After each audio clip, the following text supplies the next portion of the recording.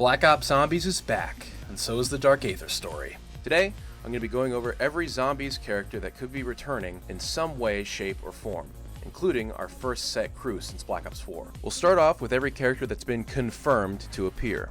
And what better way to start than with our four main characters? Of these four, three of them are returning from Cold War: Gregory Weaver, Elizabeth Gray, and Mackenzie Carver. If you played Cold War, then you'd know these guys acted as our handlers during gameplay. The last time we saw them was in the map Forsaken, where they were detained and arrested by Richthofen. They've been held at Black Site 13, a prison in the middle of the Pacific Ocean for half a decade at this point. But now they're free, and that's likely thanks to our fourth crew member, Maya Aguinaldo. She's a brand new character in Black Ops 6 who we don't know much about yet. All we know is she's traveled to Terminus Island to free Requiem's senior staff for unknown purposes. What is known, however, is who Maya is working with, and that's Dr. Peck. He's also attempting to release Requiem, as we saw at the end of Cold War, where he rented a boat to travel to Black Site 13. He's not a part of the playable crew, but it's likely he'll be taking a talking head role like he was last time.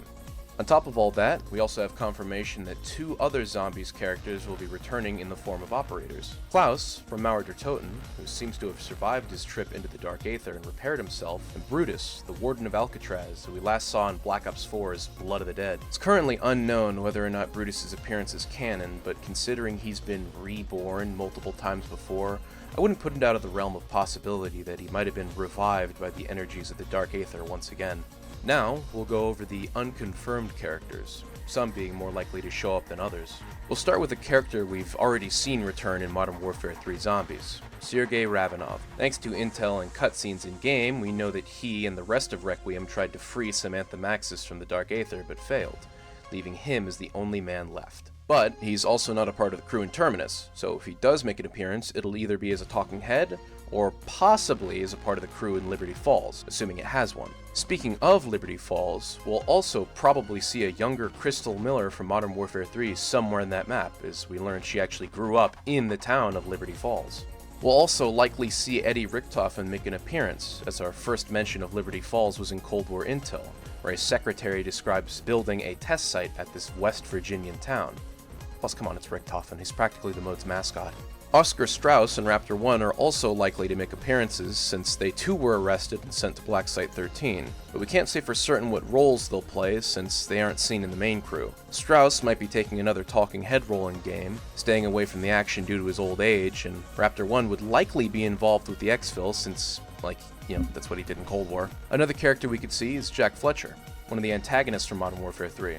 Since around the same time as the upcoming map Terminus takes place, he was assigned by the CIA to work as security on the island. No doubt we'll also see Samantha Maxis again, transformed from her time in the Dark Aether. Like I said earlier, Requiem tried to rescue her and failed, but we don't know the specifics. She'd have been in the Dark Aether since 1985, but to her it'll have felt like centuries.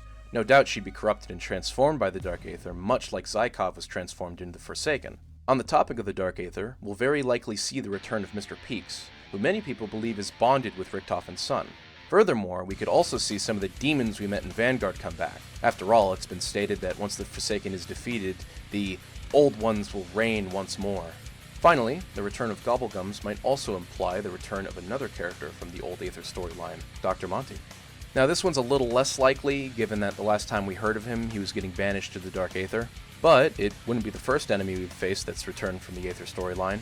Funny enough, it might not even actually be Dr. Monty. There's a very popular theory that he may have merged with the Shadow Man into a single being. Perhaps that's who's responsible for these Gobblegums. But that's just speculation. For all we know, some random new character we've never seen before might be making these gums. Anyway, that's all I've got for this video.